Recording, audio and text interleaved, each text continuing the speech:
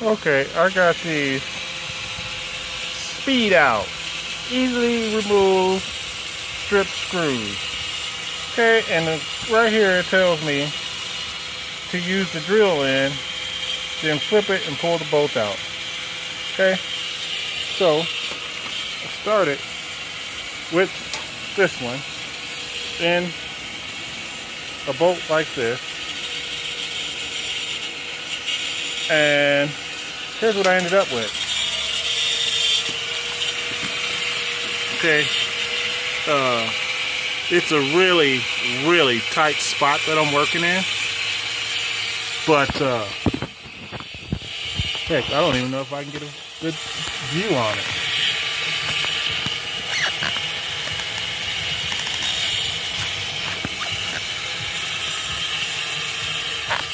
Okay.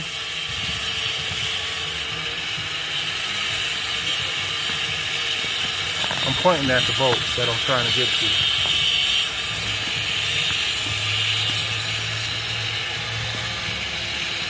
Let me turn the light off.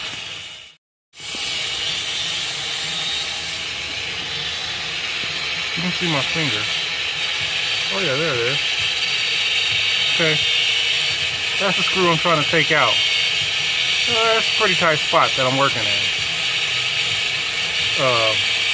So, start it with, I'm gonna pull the phone out. Started off with this one. And did it. Then flipped it over. It didn't bite nothing. So then, I switched over to this one. Drilled it out. Flipped it over. Still doesn't bite. This isn't tapered like this is. And so because the bolt is very shallow, when I did this end of it, it pretty much just made it a straight hole. And so when I flipped it over, this end is tapered, so it didn't leave anything for it to bite. So now, I don't know how the heck I'm gonna get this bolt out, because this is the biggest one in this kit that I have, and I don't know if I can find one bigger. Because speed out here is not the tool to use on a shallow boat like this. There's not much depth to it. Should have seen it before I did it. Should have paid a little bit more attention. I can't blame them for it. I mean, if I'd have paid more attention to the depth of it and that there was no taper on here, I probably could have avoided this whole situation that I'm faced with right now. But it is what it is, so we'll move on and figure out another way to get this thermostat housing off so I can change it and get my van back together, get on the road. So after that other set didn't work, this is the set I ended up going and getting.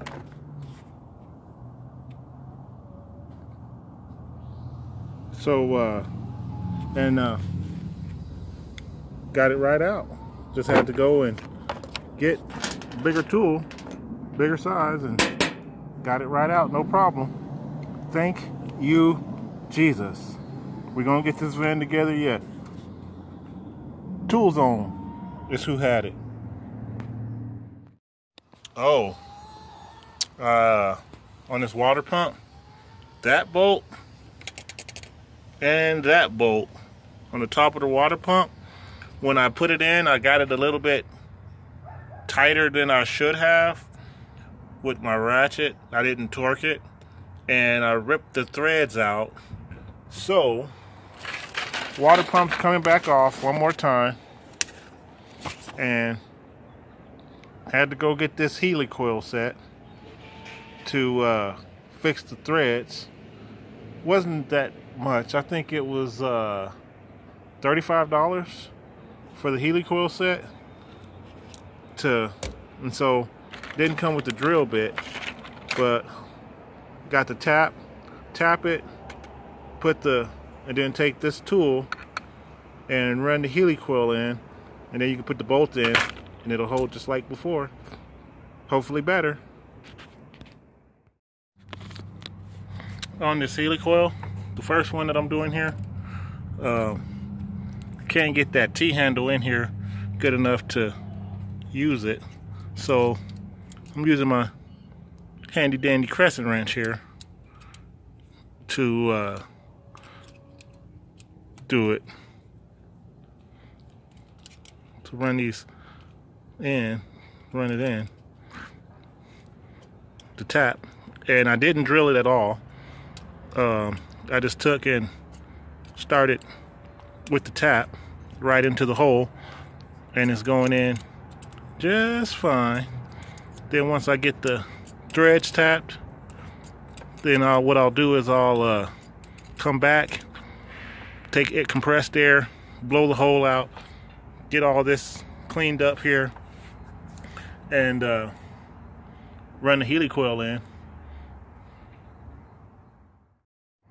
Okay, with these heli coils, the way they work is, see that little tab there? Let me see if I can. Have that little tab there? You want that to go toward the inside of the hole. So, then you put it on like this, and that tab goes to the end, goes in first. And just take it and start threading it in there.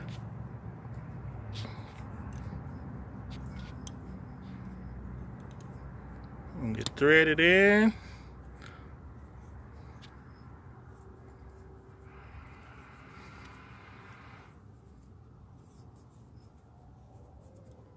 You can feel it spring a little bit as you're going in.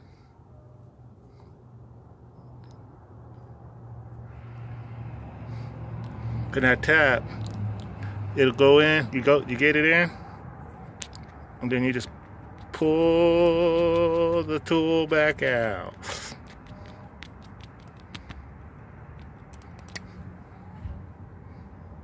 And you got fresh threads in there. Then you can take your bolt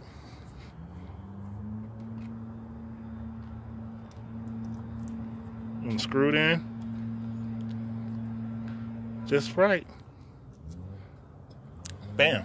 That's how you do a heli coil. Oh my goodness.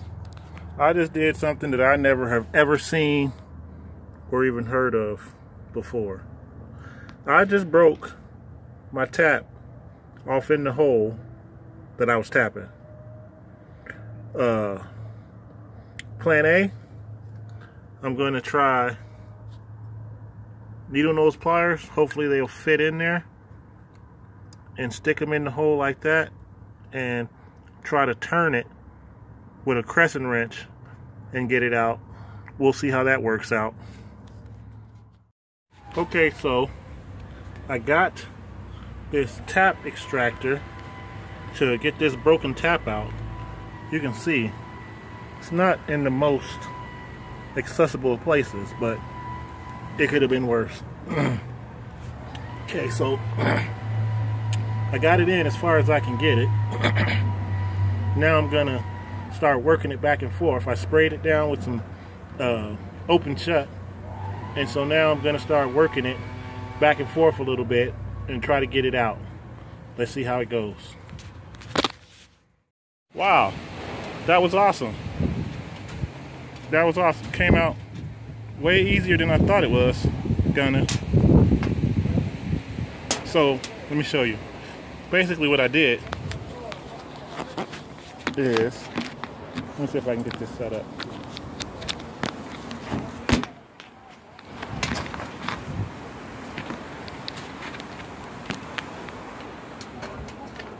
So what you do is you take and slide this out like so, and then inside the hole you put it in so that the splines reach over like that, as far as you can get it without using a hammer.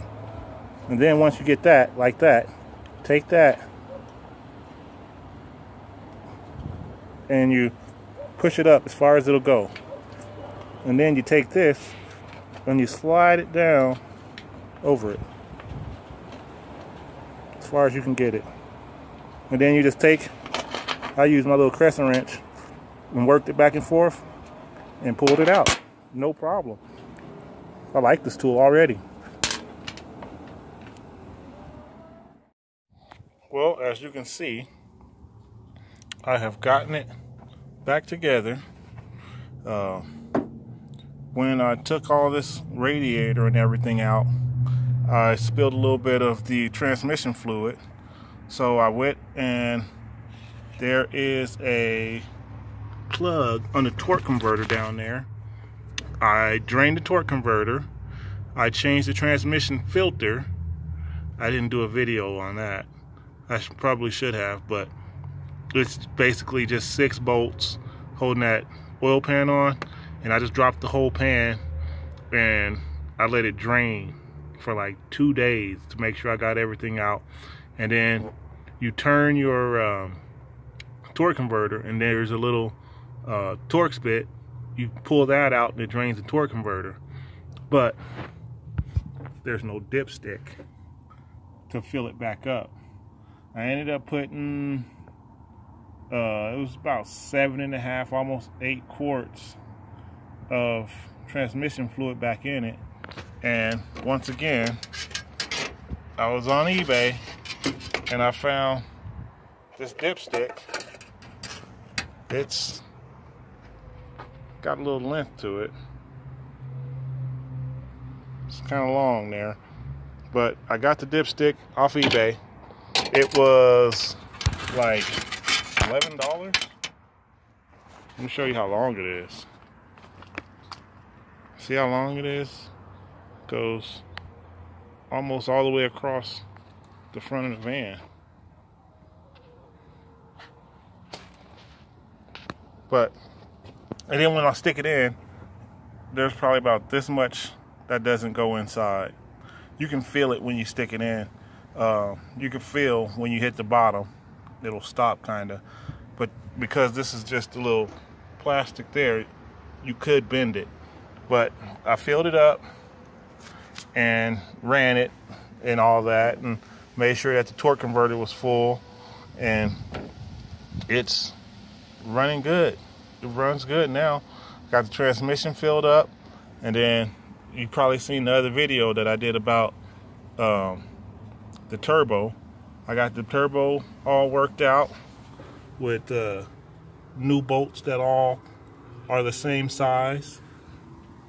Got everything back together, and then I also put a boost gauge in so that I could see how much pressure my turbo is boosting, if the turbo is boosting. So if I'm over boosting or under boosting, I'll be able to see from inside. Yeah, and now I just need to yeah, just about ready to get this thing on the road, get this back to my customer and put it on the road, drive it around a bit, make sure everything's good. Because, man, there was a lot of work I had to do to it with that water pump, and I did replace all of the tensioner and the idler pulleys and the belt. Did all that. So I need to go and find the rest of the heat shields because they were gone when the guy brought it to me. The heat shields were gone. So I'd like to find those so I can put those on. Get this thing back as close to how it was before the people got to it and took all this stuff off of it. Make it a good van again.